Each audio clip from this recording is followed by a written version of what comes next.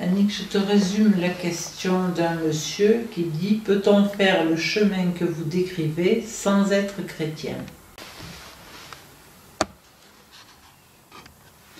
Le Christ n'est pas enfermé dans une église. Le Christ est Dieu, il est en tous. Et tous peuvent faire le chemin. Avant la venue du Christ, il y a des personnes qui ont fait le chemin. Oui, bien sûr. Le Christ est au-delà de l'historique. Avant qu'Abraham fût, je suis.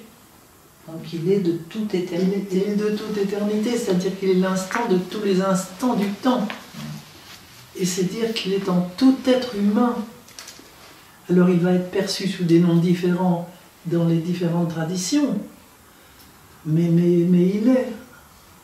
Et les différentes traditions invitent tous, par exemple, ce que le christianisme appelle le baptême, c'est-à-dire ces trois baptêmes, sont appelés trois matrices dans toutes les traditions, dans d'autres mots, dans d'autres encore, mais peu importe, c'est toute cette montée de sève de l'arbre de la connaissance qui est en nous et dont nous devons devenir le fruit, et c'est présent sous d'autres mots dans toutes les traditions.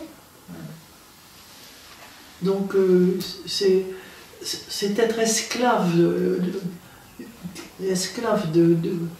je dirais, d'une terminologie religieuse que de poser cette question.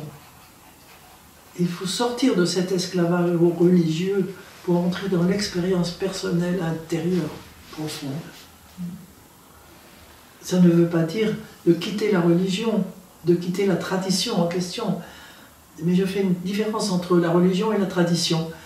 Parce que la tradition, elle est une révolution permanente, étant donné qu'on est appelé à pénétrer de plus en plus le message divin.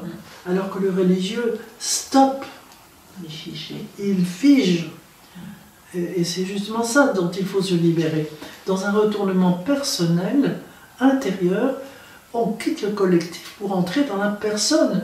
Et cette personne, elle perce aussi le religieux, c'est pas possible autrement.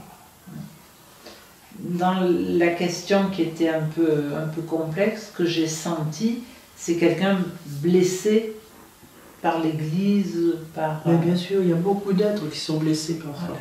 Beaucoup, hélas. Alors il s'agit de revenir à la tradition, mais ne pas être esclave de l'Église et du religieux de l'Église. Et encore moins des blessures qu'elle a pu infliger. Bien sûr, bien sûr. Avant tout guérir. Elle est humaine, cette Église, tu comprends? Elle est divino-humaine, alors tout le divin n'est pas encore découvert. Et l'humain le bloque la plupart du temps. Elle a un chemin énorme à faire, l'Église. Énorme. Elle est comme chaque personne. Elle a une mutation énorme à faire aujourd'hui.